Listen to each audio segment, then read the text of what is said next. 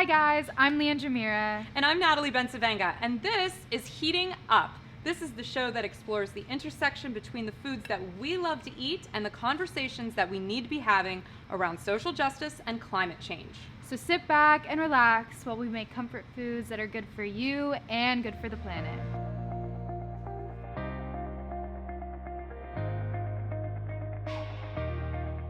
So, Natalie, can you tell me what all of this is and what you're making today? Okay, I know this is a little intimidating because we got a lot of ingredients in front of us. A lot of stuff, yes. yeah. But we are actually making 2 dishes, and what I love about making a soup is because you can have the soup simmering while you are cooking the other components. So today we are going to make a black bean soup and mushroom tacos. Okay.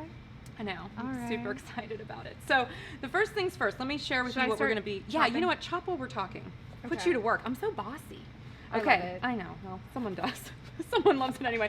So today for the black bean soup, we are going to obviously be using black beans. We are going to be using shallots. Now, I like shallots because it gives it a slightly different flavor, a tiny bit of sweetness. But if you don't have them, no big deal. They're like little purple looking oniony things. Right. But if you don't have them, you can just use white onions or yellow onions or whatever you like. And that's what I love about this recipe from what you've told me or from what Natalie's told me is that it's super versatile. Yeah. You can pretty much put in whatever ingredients you have and literally make it however you'll like it. It's so true. So the other thing I love to add to this recipe is this can of mild chilies. So I'm not like a super heat person. So if you want, you could go jalapeno, you could go ghost pepper, you can be as crazy as you want with the spice. But I like to use just like a mild chili, which adds like a really nice flavor. And so then we've got, of course, some cilantro. We're gonna add some lime juice. Our base is vegetable broth, but you can use water as well. Just let it simmer a little longer. Salt and pepper. It's actually really, really simple.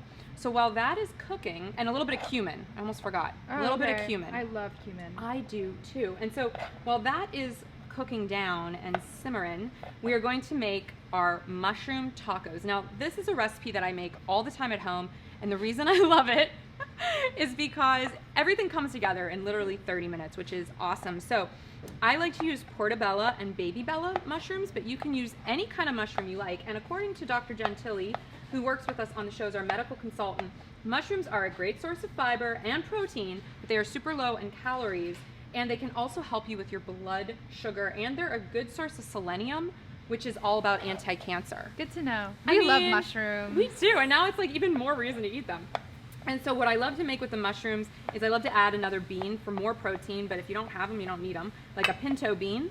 And then I make them with some onions and some sweet bell peppers, and then you can top them with whatever you like. And of course, we're gonna make our own taco seasoning today, but if you just have taco seasoning laying around, just use your taco seasoning. But today I'm gonna use a mix of oregano, smoked paprika, cumin, chili powder, and turmeric. And people might be like, why are you putting turmeric in mushroom tacos? Honestly, you can't taste it, and turmeric is so good for you. So good for you. So just put it in. Just put it in. Just add it. Just add it to everything. I have turmeric tea sometimes. See, she's doing it all with the It's so good turmeric. for you. It's so good. And of course, some garlic. So we're gonna get all of this cooking, and I can't wait for you guys to taste it. I'm so excited for you to try it. I can't wait to taste it. I actually have never tried this before, for real, so I can't wait. I'm a little stressed. I want her to like it, so I think she will. Stay tuned. If not, I'll spit it out. Okay, you guys, so Natalie and I plated the tacos, and Natalie just plated the black bean soup, and I think she's on her way over. I am. Now. Let me Perfect give timing, you of course. Well, you know, it's magic. What can I say? Okay. I can't wait to try this. So I'm really excited because these are customizable. You know what I mean? So any kind of topping you like, you know, whether it's... And I want this one. Okay, fine. We'll swap. I want this Oh my one. God. She likes extra salsa. Yeah. Little extra salsa, little extra spice. I love it. So you can have whatever kind of toppings you like, but we put some avocado, some cilantro, some salsa, and then we sprinkled a little nutritional yeast. Which I've never done before, so I'm excited to try that. In place of like vegan cheese, because it can be inaccessible sometimes and expensive, a little nutritional yeast goes a long way. And actually, now that I'm thinking of it, I make nearly this exact same mix for my burritos every Sunday. See? But yours is probably going to be better. No, stop. I'm sure yours is amazing, but let's try the soup first. I'm curious what you think. Honestly, it's so good. Oh my gosh. Oh my gosh. What do you think? Oh my gosh. Do you like it? Yes! Oh I my love her like God. real-time reactions to the cooking. It tastes like it's cozy, right? And it's like got a little spice at the end with the peppers. It sort of reminds me, one of the things that I've missed the most since I've become plant-based has been chicken tortilla soup. Is it reminiscent? And that's what this reminds me of. It's like the same flavor profile. Of course, it's a little bit different because it's black beans. Right. But like, I could put tortilla chips on this. Oh my God. Like all the tortillas. Okay. Yeah, now you have to try your taco. And I know we're having our dinner guests coming soon. We are going to make these more tacos. We should let them make the taco. We should let them make their own taco. Yeah, see, they can customize their own too, but we have to try this. This is quality control. So I'll let you taste yours actually, because I know what these taste like. So right, because you want my face to get messy and not yours. No. Never. Okay. Which side should I do? I think I'm gonna do this side. Okay. Do it. Before it falls apart. That's my favorite line about tacos is even tacos fall apart sometimes and we still love them. What do you think? Yeah. Her silence speaks volumes. And on that note, I think we should get this plated and get this party started. And I need to wipe my face. All right, sounds good. That's so good. Awesome. Thank you for showing me this recipe, seriously. Oh my gosh, and it's so easy. Like I said, 30 minutes, you're done. Enjoy, and let's go get ready for dinner. I would smile, but there's something in my teeth. Goodbye, you guys. See you soon.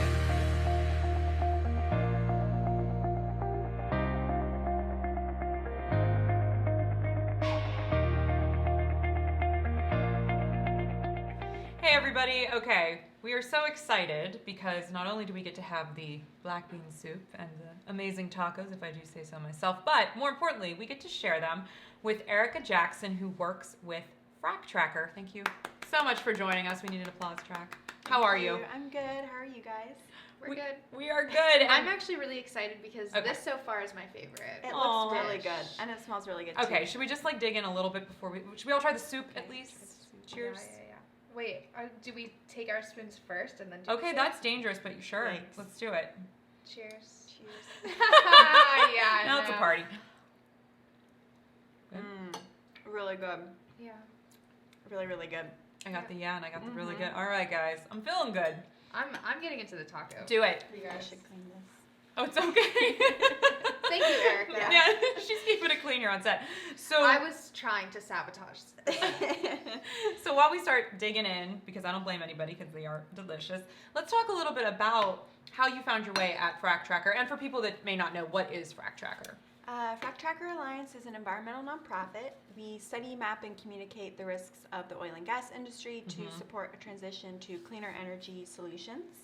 I got my start at FracTracker before I was doing research at the University of Pittsburgh looking at air pollution issues in the county, Allegheny County, and the rest of Pennsylvania. And I was doing a lot of mapping for that work. And FracTracker mapping is kind of our thing. So I saw the position there, and it's kind of touches a lot on the intersection of environmental issues and public health issues, which is where a lot of my interests are, and so that's how I found myself there. What are some recent projects that you've been working on? Well, my job is manager of community outreach and support. So lately I've been kind of thinking of different ways we can make our research and maps and data more accessible to different grassroots campaigns. So kind of like a lot of back-end work that ways people can find us and ways people can request what they need, because the world of mapping and data can be kind of overwhelming, and a lot of times people just don't know what to ask for. So I've been thinking about that. And then specifically projects I've been working on, a lot of things around local site fights around well pads and pipelines, and a lot of work around infrastructure that converts oil and gas into plastic products. So mind blown for a second, because that's just so That much to might- like yeah, that take may have in. been a little confusing. No, it's not confusing at all. I was expecting you to go into the Falcon, the Mariner, the petrochemical, the ethane I'm like at the cracker. 101 level here, okay? She's in graduate school when it comes to fracking, but I'm like beginner. So can you talk a little bit about, when we're talking about what this mapping means, like visually, what does that even look like? Yeah, so we use software, GIS software, and to make different maps. And a lot of times it's downloading data that's already publicly available, but then uploading it onto a map and adding things to it that shows why that infrastructure is impacting people. So showing wetlands, showing schools near a well pad, or showing population demographics near a well pad.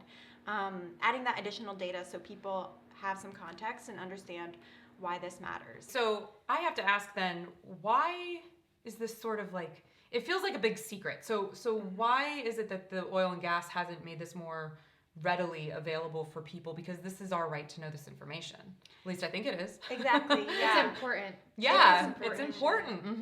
And the oil and gas industry does a really good job of not being transparent. Okay. So that Great. they can, you know, It's not like they have anything to hide. yeah, exactly. Like the oil and gas industry has a ton of negative impacts on our health and our environment, and the more that we don't know about that, The better. The better, exactly, for their bottom line, which is to make money. So a lot of, for example, pipeline data is not made readily available. It could be... and by pipeline data, do you mean just where they're going like to just be putting... the route, like the most okay. That most basic part of it, just where it's going. I remember Wonderful. like months ago seeing videos on YouTube of you like in the middle of the woods at like locations like mapping pipelines, and I was like, wow, that's so cool, because I've always wanted to do stuff like that with organizations. How do you guys map a pipeline that's currently being constructed and you have no actual map? This feels very much like a Lifetime movie or something. Yeah. The pipeline. It's not always that glamorous. Like a lot of times it's like looking through like a 200-page permit PDF and then like trying to find, maybe there'll be like 50 images of the route, and then taking that PDF and transposing it on my, you know, computer screen and then drawing it like very carefully. So it's not like that glamorous. Sometimes That sounds exciting though. I mean, you're doing like real work. Yeah, you know? You're doing real stuff. And then sometimes, like you're saying, a lot of the infrastructure, especially in southwestern Pennsylvania, is hidden within the hills and hollers, or on top of a mountain, not a mountain, but like on top of a hill. I know exactly. Hidden by trees, so you really don't know. Because we have those little pockets of forests every here and there. You know? Yeah. And so sometimes it does take going out, or people, you know, people that live near there, reaching out to us and saying, I think something's going on here. And people on the ground are a great source of data because they know best what's happening in their community. Ideally, we would be able to map and produce resources for proposed infrastructure, because there could be a long permit period, and help campaigns before it's built, but also to support research on health impacts, climate impacts. You know, having maps are a really powerful tool for scientific research. Yeah. It's really easy for people to be cynical and say, when there's a project that's already done, like fracking pads that are already there, pipelines that are already there, the ethane cracker plant, you know, it's over, like we've lost. But that's like the worst way to think about it. And I love that there's organizations and people like you doing things like this, because it really empowers communities even after the fact to continue getting information and statistics that are important and can empower them to take legal action or political action or community action. So it's really important. So piggyback off that about the community action, can people go with you to map? Can they map something and then share it with you what they think? Like, how do you gather? Because I would imagine you guys probably are a healthy size organization, but I mean, no one could possibly do all of this. So do you rely on people sort of mapping themselves, or saying, hey, we think that this is an area we'd like to go with you? Or how does that work? Can you have, basically, because I'm wondering, should we go and map with her sometime? Because that could be really fun and interesting. I would be down. Yeah. That's really like, I'm being selfish here. I'm like, can we come and do it with you? So really though, can people? Yes, definitely. Like I said before, people on the ground have the best idea of what is being built. A lot of times publicly available data from the government isn't accurate. So the public can definitely get involved. One thing is, we have an app. It's just called FracTracker. And can you spell that too? Oh yeah, FracTracker. And you can report oil and gas infrastructure that you see. You can use it to find well pads or pipelines near you. And you can also report the impacts that you're experiencing, be it noise, sound, smells, health impacts. And all of that data is really important because, the impacts aren't going to be on any publicly available data set. So it depends on the public reporting what they're feeling. And there are other mapping, tools that you can use to report, what you see or what you're experiencing, and we can integrate that with maps. We usually do for the past few summers, we've been going out and documenting oil and gas infrastructure in different watersheds. So going out with a group of volunteers in north central Pennsylvania, where there's a lot of fracking in state forests, and having people document what they see there. And like you were saying, even if this infrastructure is already built, one thing that we do is map violations, and violations like ways the oil and gas industry has done something incorrectly. Mm-hmm. And so even if the well pad is already there, it's good for the public to have access to that information, to know this well pad has been cited for these issues. That's something you might want to know if you live near it. What are the specific dangers or concerns and reasons why communities should be working hand in hand with organizations like you guys, or creating their own little task forces to map these infrastructure projects? Mm-hmm. Well, probably the biggest is climate change. Yep. All wells are Leandra's like, fossil I know fuels. that. Yeah. So there's methane and carbon dioxide being released into the atmosphere. That's kind of a big deal, kind of a bad thing. Kind of. Just a little bit. Yeah, you may have heard of it. It's not like the ocean's on fire or anything. No. It's fine. But there's also health impacts from living near wells, respiratory impacts, asthma. There's impacts on infants and children. Low birth rate has been associated with babies born near well pads. Wow. And then there are longer-term health impacts that are being studied. And so that is well documented by lots of studies. It's very clear that fracking is impacting our health. There's a lot of risks associated with the waste created by the industry, because they're pooling up toxic radioactive chemicals from deep within the earth, bringing that to the earth's surface. And so the ways that they treat that and dispose of it is a huge health concern. And then there's noise, stress, light pollution, all of these other ways that well pads impact communities, truck traffic. It just all really sounds like stuff we shouldn't be doing. Like it's hard to find. Yeah, especially if we had other solutions and alternatives. And to speak to that, so our videographer, John Craig, asked a great question off camera, because he's not just a pretty face, you guys. And he had asked, and I thought this was pretty interesting to think about from the other perspective. So we hear of all these negatives around fracking. Is there any reason that we should be fracking? Or is there a positive side to fracking? Because just for total transparency of this conversation, like, what are the reasons that we're doing this besides money? There's got to be something else. So what is that? Yeah, the oil and gas industry has done a really good job of making oil and gas extraction, seem like at least the only way that we can meet our energy needs, or support the local economies or state economies. They have this lie about energy independence that they've been pushing on us for a long time. But in reality, it's actually now more affordable, if you're going to build a new power plant, to make it a renewable energy sourced power plant than an oil and gas That's interesting. power plant. So the economics right now are not in the favor of the oil and gas industry. They're in the favor of renewable energy resources, and the fracking industry hasn't produced on the economic benefits that they promised when the fracking boom began.